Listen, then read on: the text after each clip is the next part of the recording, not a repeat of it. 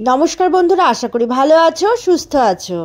আজকে চলে এসেছি বরবটি দিয়ে একটা দারুণ রেসিপি নিয়ে। একঘেয়েমি বরবটির রেসিপি খেয়ে ভালো লাগছে না, তাই এই রকম ভাবে বরবটির এই রেসিপিটি করে দেখো, খুবই ভালো লাগবে খেতে। ডাল ভাতের সঙ্গে কিংবা বিকেলে চায়ের সঙ্গে খাওয়ার জন্য বরবটি দিয়ে এই রেসিপিটি খুবই সহজেই তৈরি করে নাও।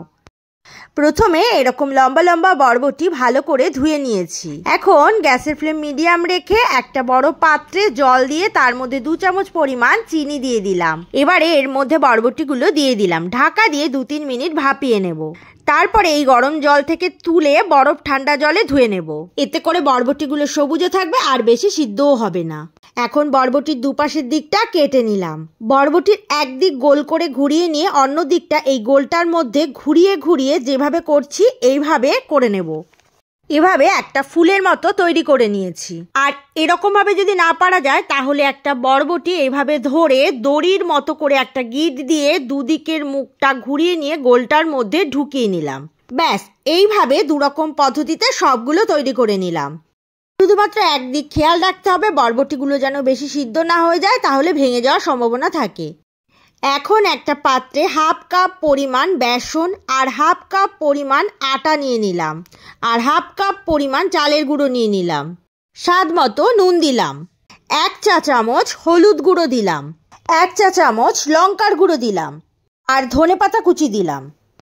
1/2 চা চামচ পরিমাণ চিনি দিলাম, 1/2 চা চামচ পরিমাণ কালো জিরে দিলাম। এবারে অল্প অল্প জল দিয়ে একটা ঘন ব্যাটার তৈরি করে নিচ্ছি। এরকম ভাবে অল্প অল্প জল দিয়েই ব্যাটারটা তৈরি করতে হবে, একবারে পুরো জল দেওয়া যাবে না। এরকম ঘন ব্যাটার তৈরি করতে হবে, পাতলা হলে কিন্তু হবে না। এখন গ্যাসে কড়াই বসিয়ে তেল গরম করে নিচ্ছি, আর তার থেকে 1 হাতা গরম তেল এই ব্যাটারে দিয়ে দিলাম। তাতে করে এই যে এই বড়াটা মুচমুচে হবে। খুব ভালো করে মিশিয়ে নিচ্ছি। এখন এই বরবটির ফুলগুলো ব্যাটারে ডুবিয়ে এক্সট্রা ব্যাটার ঝেড়ে ফেলে গরম তেলে দিয়ে দিলাম। এভাবে কয়েকটা প্রথমে দিলাম, তারপরে বাকিগুলো দুবারে ভেজে নেব। উল্টে পাল্টে সময় নিয়ে ভালো করে ভেজে নেব। এই সময় গ্যাসের ফ্লেম একদম লোতে রাখতে হবে, আর তা না হলে ওপর দিকটা পুড়ে যাবে আর মাঝখানটা কাঁচা থাকবে। তাই এভাবে সময় নিয়ে ভেজে নিচ্ছি। প্রথম সব কটা ভালো করে ভাজা হলে তুলে নিয়ে বাকিগুলো একই পদ্ধতিতে ভেজে নিচ্ছি। সব কটা এভাবে ভেজে নিচ্ছি। ভাজা হয়ে গেলে আরেকটা পাত্রে তুলে নেব। দেখো সবগুলো কেমন মুচমুচে হয়েছে।